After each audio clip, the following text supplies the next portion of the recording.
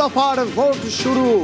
এই প্রক্রিয়া শুরু হয়েছিল অনেক আগে থেকে, এবার স্লগ ওভার, অর্থাৎ একেবারে শেষ পর্বে প্রথম দফার ভোট শুরু হয়ে গেল। 152টি কেন্দ্রে প্রথম দফার ভোট।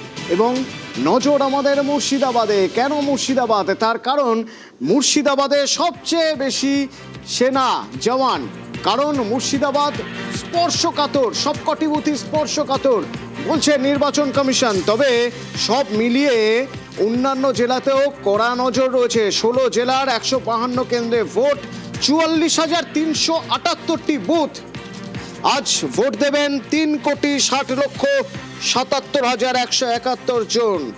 মুর্শিদাবাদের কথা বলছিলাম আপনাদের। মুর্শিদাবাদ রানীনগর থেকে জিয়াউল আছে আমার সহকর্মী, সরাসরি জিয়াউল, ভোট শুরু।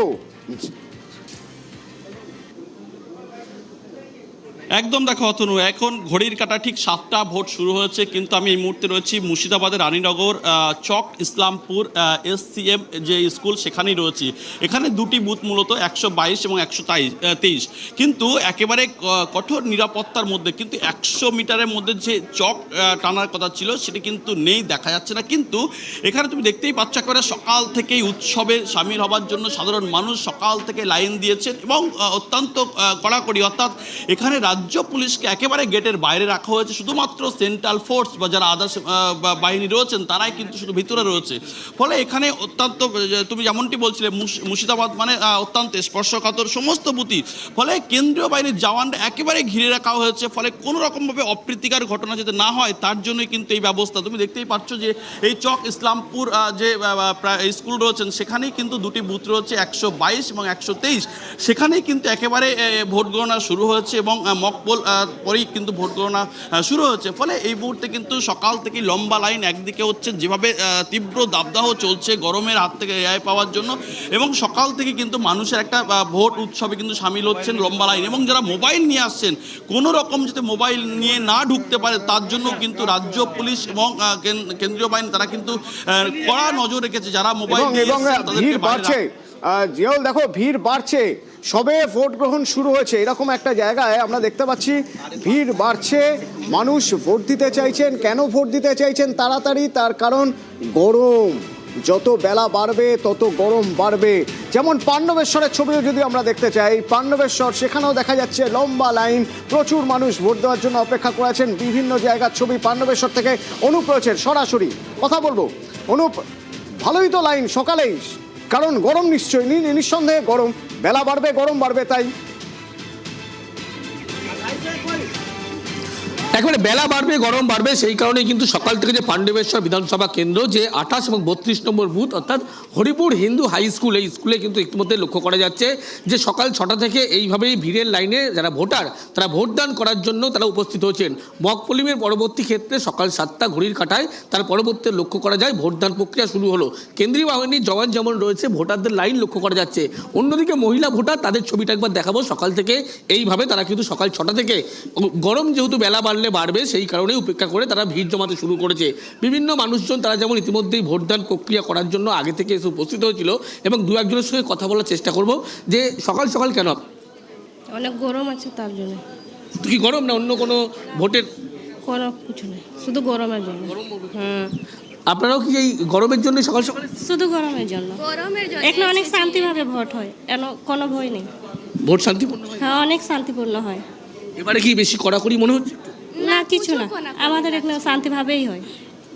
একেবারে মহিলা ভোটার, তাদের বক্তব্য তুমি শুনলে। তারা কিন্তু ইতিমধ্যেই ছবিটা আমি দেখানোর চেষ্টা করব। 28 এবং 32 নম্বর যে বুথ, সেই বুথে এইভাবেই সকাল থেকে মহিলা তারা ভোট দিতে আসার জন্য লাইন দিয়েছিল। মক পোলিংয়ের পরবর্তী ক্ষেত্রে লক্ষ্য করা যায় ভোট সকাল 7টা যখন ঘড়ির কাঁটা, ইতিমধ্যেই ভোটদান প্রক্রিয়া শুরু হয়েছে। এই পাণ্ডবেশ্বর যে বিধানসভা কেন্দ্র, সেই বিধানসভা কেন্দ্রের মোট ভোটারের সংখ্যা 1,88,390 জন। কিন্তু 28 এবং 32 এই দুটি বুথে কিন্তু ইতিমধ্যেই এই হরিপুর হিন্দু যে হাই স্কুল, সেখানে কিন্তু ইতিমধ্যেই ভোটদান প্রক্রিয়া শুরু করা হয়েছে। এবং হরিপুর যে হিন্দি হাই স্কুল, সেই স্কুলে যেমন ভোটদান প্রক্রিয়া সকাল 6টা থেকে এই যে ভোটদান প্রক্রিয়া শুরুর জন্য বহু মানুষ তারা এইভাবে যেমন ভিড় জমিয়েছিল, সকাল 6টা থেকে লাইনে দাঁড়িয়ে রয়েছেন।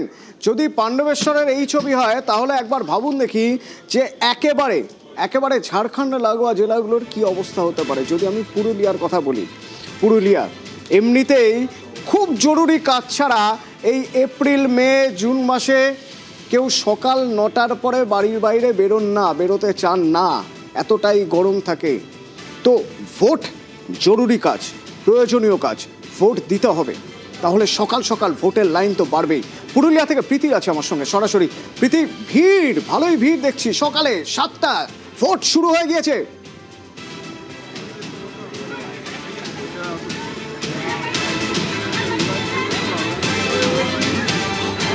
আমার মনে হয় প্রীতি আমার কথা শুনতে পাচ্ছে না, কোথাও কানেক্টিভিটির সমস্যা আছে। আমি প্রীতির সঙ্গে কথা বলবো একবার। দেখুন, খুশির মেজাজে ভোটার লাইনে দাঁড়িয়ে আছেন। নিঃসন্দেহে নির্বাচন কমিশনের কাছে স্বস্তির ছবি এই হাসি মুখগুলো। কমিশন তো তাই চেয়েছে, সুষ্ঠু, অবাধ, শান্তিপূর্ণ ভোট হোক। প্রীতি, প্রচুর মানুষের ভিড় দেখছি, ভোট নেওয়া শুরু হয়ে গিয়েছে। দেখো রাজ্যের বিভিন্ন প্রান্ত থেকে আমাদের প্রতিনিধিরা বিভিন্ন ছবি তোমাকে তুলে ধরছে এবং সকল জায়গা থেকে কিন্তু একই ছবি দেখা যাচ্ছে যে ভোট দেওয়ার জন্য সাধারণ মানুষের সকাল থেকে ভিড় এবং সকাল 7টা থেকে ভোট শুরু হলেও কিন্তু একেবারে 6টা থেকে লাইনে দাঁড়িয়ে পড়েছেন তারা।